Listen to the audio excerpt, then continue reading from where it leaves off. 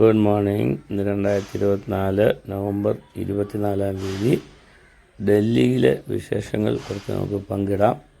ഡൽഹിയിൽ നമുക്ക് പ്രത്യേകിച്ച് കാണാനുള്ള സ്ഥലങ്ങൾ India gate, Qutub Minar, Juma Masjid, Delhi port, Chandini Chowk, parliament മന്ദിരം, ലക്ഷ്മി നാരായണ ടെമ്പിൾ, രാഷ്ട്രപതി Bhavan, lotus temple, Birla Mandir, ഗാന്ധിഘട്ട് museum എന്നിവയാണ്. ആളുകളെ പിക്കപ്പ് ചെയ്ത് ഞാൻ താമസിക്കുന്ന ന്യൂഡൽഹി റെയിൽവേ സ്റ്റേഷൻ്റെ അടുത്തുള്ള പഹർഗഞ്ച് എന്ന സ്ഥലത്ത് ബസ് വന്നപ്പോൾ തന്നെ 10 മണിയായി.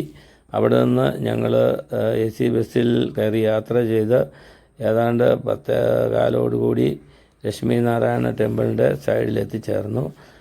എതിർവശത്തുള്ള ലക്ഷ്മി നാരായണ ടെമ്പിളിലേക്ക് പോകാനായിട്ട് സബ്വേ ഉണ്ട്. സബ്വേയിലൂടെ വലതുവശത്തേക്ക് നീങ്ങിയാൽ വളരെ സേഫായിട്ട് തന്നെ നമുക്ക് ടെമ്പിൾ കണ്ടിട്ട് മടങ്ങി വരാൻ സാധിക്കുന്നതാണ്. ഡൽഹിയിലെ പ്രധാന കാഴ്ചകൾ 8-10 സ്ഥലങ്ങളിൽ നമ്മൾ ഈ ബസ് എത്തിക്കും. ഉച്ചയ്ക്ക് ലഞ്ചിനായിട്ട് അവർ നമുക്ക് സമയം തരും. ഇതാണ് സബ്വേ കണ്ട് അപ്പുറേ ചെന്ന് ഞങ്ങൾ ഇത് കണ്ടതിന് ശേഷം മുന്നോട്ടുള്ള യാത്രയിൽ ദണ്ഡി മാർച്ചിൻ്റെ ഒരു വ്യൂ കാണാൻ പറ്റി. ഏതാണ്ട് റോക്കിൽ തീർത്ത ഒരു മനോഹരമായ സ്ട്രക്ചറാണിത്. ഗാന്ധിജിയുടെ നേതൃത്വത്തിൽ സ്വാതന്ത്ര്യസമരത്തിന് മുമ്പായി ദണ്ഡി മാർച്ച് നടത്തിയ ഓർമ്മകളിലേക്കാണ് ഇത് നമ്മളെ വിരൽ ചൂണ്ടുന്നത്. പിന്നീട് ഞങ്ങൾ രാഷ്ട്രപതി ഭവൻ കാണാനായിട്ട് പോയി. അവിടെ ചെന്ന് കഴിഞ്ഞാൽ രാഷ്ട്രപതി ഭവനും നമുക്ക് പാർലമെൻറ്റും കൂടാതെ അവിടുത്തെ ഗാർഡനും വ്യൂ പോയിൻറ്റും എല്ലാം കാണാൻ സാധിക്കുന്നതാണ്.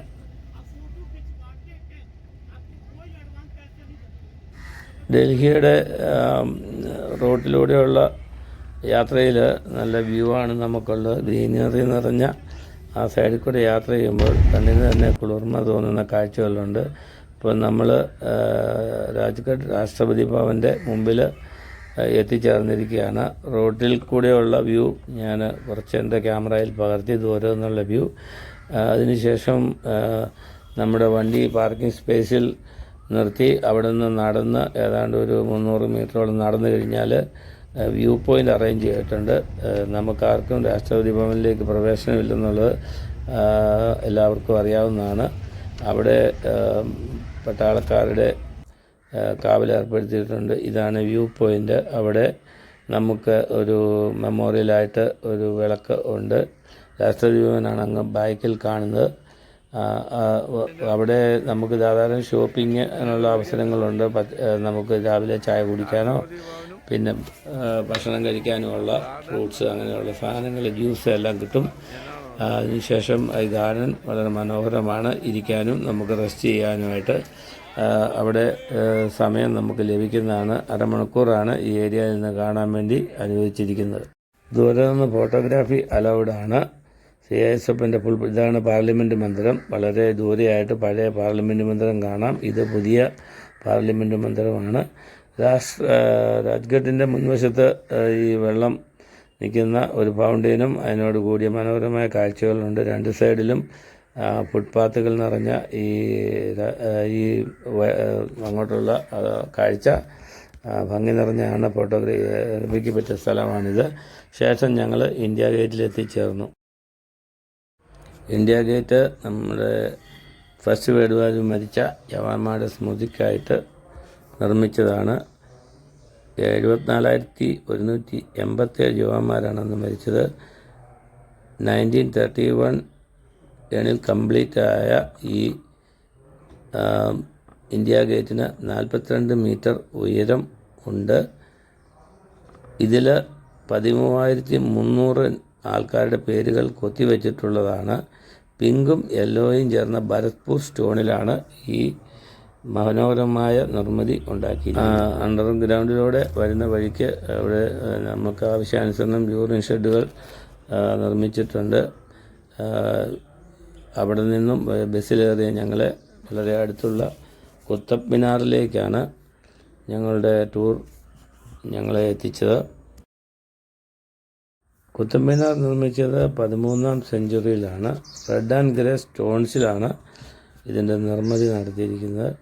ഇതിൻ്റെ ഉയരം 72.5 മീറ്ററാണ്. ഇത് ഏതാണ്ട് 237 അടിയോളം വരും. ഇതാണ് second tallest one in India. ഇതിൻ്റെ മുകളിലത്തെ വ്യാപ്തം 2.75 മീറ്ററും അടിയിൽ ഇതിൻ്റെ 14.32 മീറ്ററും വ്യാപ്തിയുണ്ട്. 5 നിലകളായിട്ടാണ് ഈ മനോഹരമായ സൗധം പണിതുയർത്തിയിരിക്കുന്നത്. ഇതിൻ്റെ റെക്കോർഡിനെ പറ്റി പറയുമ്പോൾ സെക്കൻഡ് എന്നാണ് ഞാൻ പറഞ്ഞത്. അപ്പോൾ ഫസ്റ്റ് എന്താണെന്ന് ചോദിച്ചാൽ അത് താജ്മഹലിൻ്റെ മിനാർസാണ്. അതിൻ്റെ ഉയരം 73 മീറ്ററാണ്. അപ്പോൾ ഏതാണ്ട് 1/2 മീറ്റർ മാത്രമേ താജ്മഹലിന് ഉയരം കൂടുതലുള്ളൂ. ഈ ക്വസ്റ്റ്യൻ പണ്ട് നമ്മുടെ കരോഡ്പതിയിൽ അമിതാഭ് ബച്ചൻ ചോദിച്ചൊരു ക്വസ്റ്റ്യനായിരുന്നു ഇത്.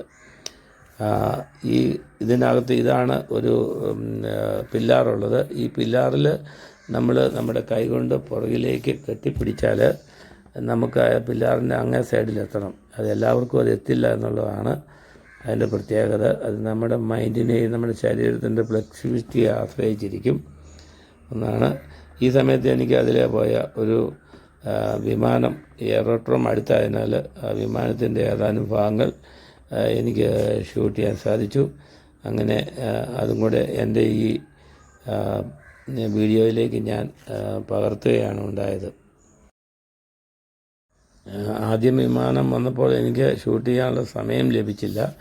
പിന്നെ അടുത്ത വിമാനം ഏതാണ്ട് 2 മിനിറ്റിനുള്ളിൽ തന്നെ അടുത്ത് വന്നു. ഉടനെ തന്നെ ഞാൻ ക്യാമറ സെറ്റ് ചെയ്ത് അത് കുത്തബ് മിനാർ ക്രോസ് ചെയ്യുന്നിടം വരെ ഞാൻ അവനെ ഷൂട്ട് ചെയ്തുകൊണ്ടിരുന്നു. എയർപ്ലെയിൻ്റെ മനോഹരമായ കാഴ്ചകൾ എൻ്റെ ക്യാമറയിൽ ഞാൻ ഒപ്പിയെടുത്തതിന് ശേഷം മെയിൻ ഗേറ്റിലൂടെ ഉള്ളിൽ കയറി അവിടെയുള്ള ഏതാനും നല്ല ഭാഗങ്ങൾ ഷൂട്ട് ചെയ്തു. ലേസി അവിടെ ഒരു പില്ലാറിൻ്റെ ചുവട്ടിലിരുന്ന് വിശ്രമിക്കുന്നുണ്ട്. ഇതാണ് ആദ്യത്തെ സ്റ്റെപ്പ്. ഇതിൻ്റെ ഉയരം ഏതാണ്ട് 20 മീറ്ററോളം വരും. ഇവിടെയാണ് നേരത്തെ നമുക്ക് കയറി ഡൽഹിയുടെ വ്യൂ കാണാൻ സാധിക്കുമായിരുന്നു. ഇപ്പോൾ അത് അവർ അടച്ചിട്ടിരിക്കുകയാണ്. സേഫ്റ്റി റീസൺസാണ്. ജോയിച്ചനും എൽസമ്മയും ഉള്ളിലത്തെ കാഴ്ചകൾ കണ്ട് മടങ്ങിയെത്തി. ഞങ്ങൾക്ക് പോകാനുള്ള സമയമായി. ഡൽഹി മെട്രോയിൽ ഞാൻ തിരിച്ച് വീട്ടിലേക്ക് വന്നു.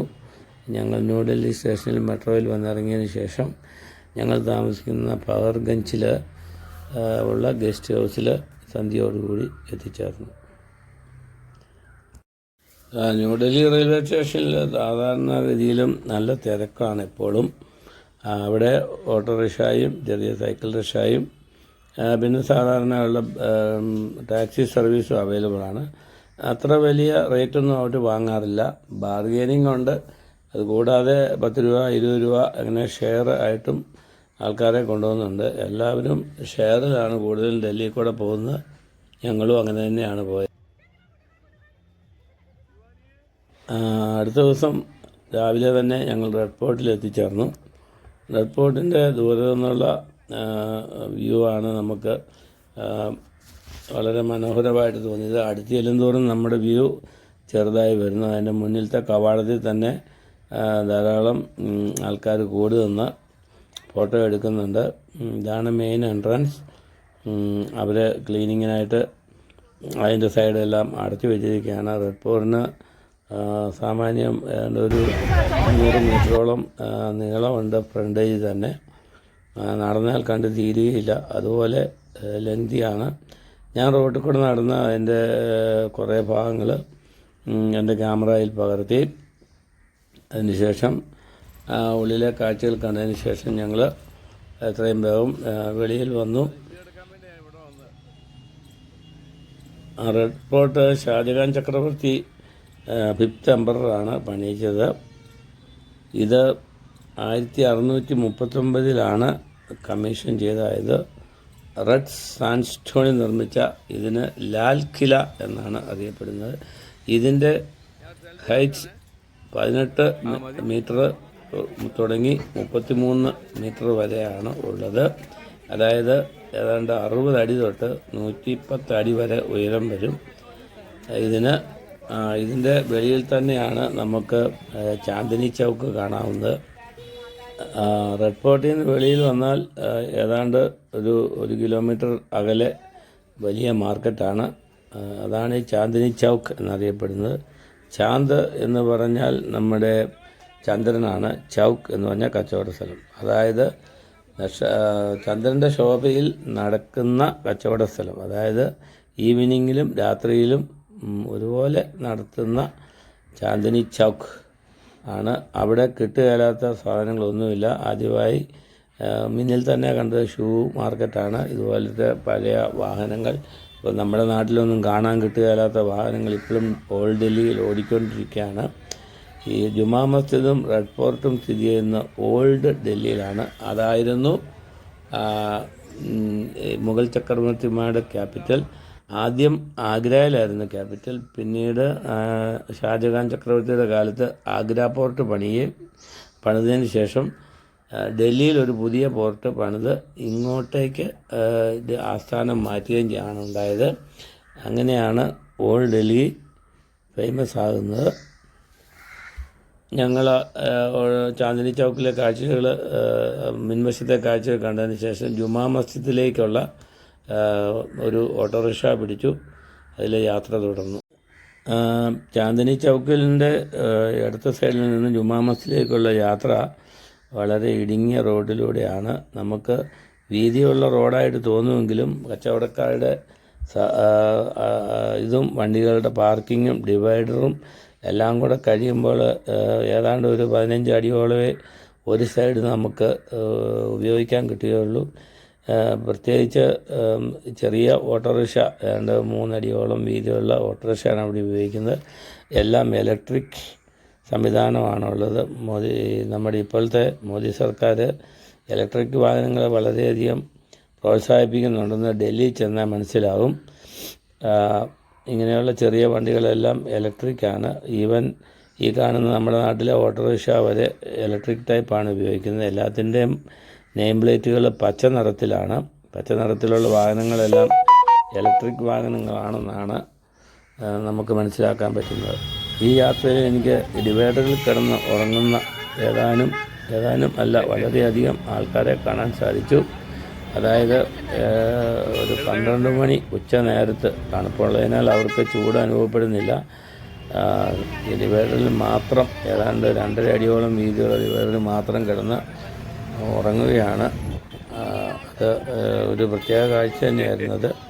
അതുപോലെ ധാരാളം സൈക്കിളുകളും സൈക്കിൾ റിക്ഷാകളും സ്കൂട്ടർ, പിന്നെ ഹാൻഡ് പുള്ളി ചെയ്യുന്ന ചവിട്ടിക്കൊണ്ട് പോകുന്ന സൈക്കിൾ റിക്ഷ പഴയത്, ഇതെല്ലാം കണ്ടതിന് ശേഷം നമുക്ക് ഏതാണ്ട് ഒരു 10 മിനിറ്റ് യാത്രയ്ക്ക് ശേഷം ജുമാ മസ്ജിദിൻ്റെ മുമ്പിൽ നമുക്ക് എത്താവുന്നതാണ്.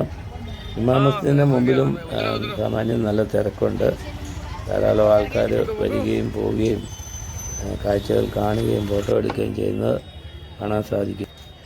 ജുമാ മസ്ജിദ് സുന്നി മുസ്ലിംസിൻ്റെ കയ്യിലാണ്. ഇത് 1656 നിർമ്മിച്ചിരിക്കുന്നത്. റെഡ് സാൻഡ്സ്റ്റോൺ മാർബിളിലാണ് ഇതിൻ്റെ നിർമ്മിതി. ഷാജഹാൻ ചക്രവർത്തി 1644 മുതൽ 1656 വരെ റെഡ് ഫോർട്ടിനെ മുമ്പിൽ കാണത്തക്ക രീതിയിലാണ് ഇത് നിർമ്മിച്ചിരിക്കുന്നത്. ഇതിൻ്റെയും റെഡ് ഫോർട്ടിൻ്റെ ഇടയിലുള്ള സ്ഥലമാണ് ചാന്ദിനി ചൗക്ക് എന്ന പേരിൽ അറിയപ്പെടുന്നത്. ഇവിടെ 3 ഡോംബുകളുണ്ട്. അതുപോലെ തന്നെ 2 മിനാർസുമുണ്ട്. അതിൽ മിനാറിൻ്റെ ഉയരം 41 മീറ്ററാണ്. ഏതാണ്ട് 135 അടിയോളം വരും അത്.